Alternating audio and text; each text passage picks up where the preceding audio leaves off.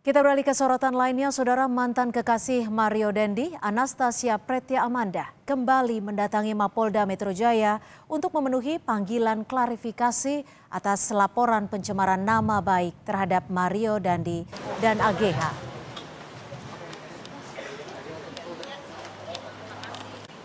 Amanda selesai diperiksa. Laporan ini buntut dari keterangan Mario Dandi dan AGH melalui kuasa hukumnya yang menyebut Amanda sebagai provokator dan pembisik yang memberikan informasi mengenai hubungan AGH dan korban David. Amanda mengakui mendapat 13 pertanyaan dari penyidik terkait laporan tersebut. Selanjutnya Amanda akan mendatangkan beberapa orang saksi, yaitu keluarga dan teman yang berkaitan langsung dengan kasus ini. Tadi berapa pertanyaan Bu? Saya lupa, kurang dengar. 13 Bu. Itu dijawab semua ya oleh Ananda ya? Pokoknya pertanyaannya apa? Kapan mulai dirasakan ada pencemaran nama baik itu? Ditanyakan kapan? Kerugiannya. Terus kemudian apa, di mana aja? Ini medianya gitu loh, ditanyakan juga itu. Kemudian dia juga berkaitan juga dengan BAP yang sebelumnya dipertanyakan, yang dibantah itu loh, pemanggilan BAP waktu di Polres Selatan. Sementara itu, saudara, Polda Metro Jaya telah melimpahkan berkas perkara Mario Dandi Satrio dan Shane Lucas kepada Kejaksaan Tinggi DKI Jakarta. Saat ini penyidik masih menunggu hasil penelitian yang dilakukan oleh Jaksa Penuntut Umum tentang kelengkapan berkas perkara milik Mario Dandi dan Shane Lucas. Pada tanggal 21 Maret ya, itu sudah dilimpahkan tahap 1 ke Kejati DKI ya. Tentu ini ada mekanisme, Jaksa Penuntut Umum akan mempelajari secara syarat formil dan material yang sudah dilimpahkan dari penyidik. Kita tunggu hasilnya, tentu ini bagian daripada criminal justice system. Informasi terkini, saudara, pemeriksaan Amanda hingga pelimpahan berkas Mario dan Shane sudah terhubung dengan jurnalis Kompas TV Putu Trisnanda di Mapolda Metro Jaya. Putu, ada belasan pertanyaan yang diberikan kepada Amanda. Lalu apa fokus pemeriksaan penyidik terhadap mantan kekasih dari Mario Dendi ini, Putu?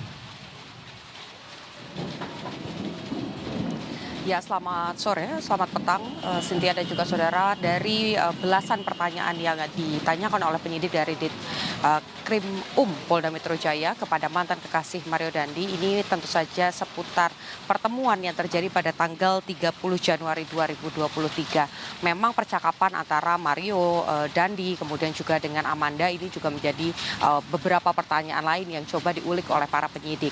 Mengapa kemudian pertemuan pada 30 Januari 2023 itu menjadi penting terkait dengan pelaporan kasus dugaan adanya pencemaran nama baik yang kemudian menjerat Mario Dandi dan juga AG, kemudian harus berurusan dengan hukum, karena pada tanggal tersebut ini diduga ada upaya dari Amanda untuk kemudian membisikkan sesuatu, atau dalam kata lain ini jadi kompor begitu, Cynthia dan juga saudara, sehingga emosi dari Mario Dandi ini tersulut, kemudian juga memicu adanya tindakan kekerasan yang akhirnya dilakukan pada Mario Dandi terhadap David Ozora.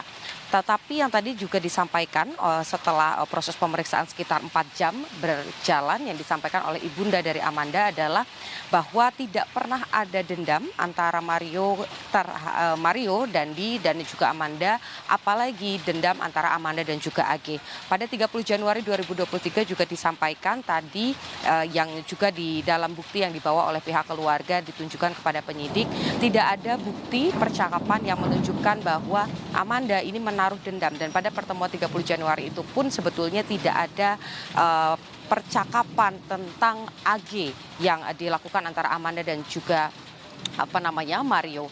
Dan kalau kita lihat bagaimana jalannya kasus yang terbaru terkait dengan kesaksian yang diberikan pada hari ini atau klarifikasi yang dilakukan oleh Amanda sebagai saksi pelapor adalah tadi disampaikan bahwa sebetulnya yang dilaporkan Amanda ini hanya Mario dan juga AG saja. Sementara Shane Lucas ini tidak dilaporkan karena menurut Amanda dan juga tim kuasa hukumnya, baik itu Mario maksud kami dan juga AG, ini sempat menyebut melalui kuasa hukum bahwa ada upaya pembisikan tadi yang dilakukan oleh Amanda. Selanjutnya nanti selain Amanda juga akan ada saksi-saksi yang dihadirkan, selain juga bukti-bukti yang akan tentu dibawa kepada pihak penyidik untuk melengkapi proses pelaporan yang dilakukan. Tetapi yang pasti ada beberapa hal yang akan ditindaklanjuti. Lebih lengkapnya lagi, Cynthia, berikut pernyataan dari kuasa hukum Amanda.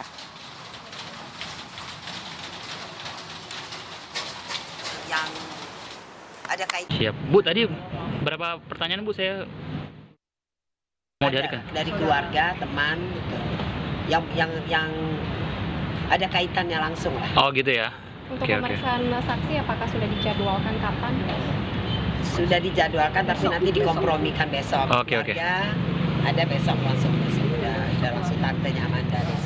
Jadi Cynthia, selain tadi ada kasus yang berkaitan dengan pelaporan pencemaran nama baik, Mario Dandi ini juga tentu saja terseret dengan tindakan kekerasan yang dilakukan terhadap David Ozora. Kemarin sudah dilakukan proses penyidikan dan pelimpahan berkas ini juga sudah dilakukan. Sehingga yang terbaru adalah kemarin berkas ini sudah sampai di Kejaksaan Tinggi dan nantinya akan ditinjau terlebih dahulu apakah pasal-pasal yang kemudian diberikan, kemudian juga bukti-bukti dan kelengkapan berkas ini sudah sesuai untuk kemudian ditindaklanjuti dan diserahkan kepada Kejaksaan Negeri dan kemudian melanjutkan proses peradilan.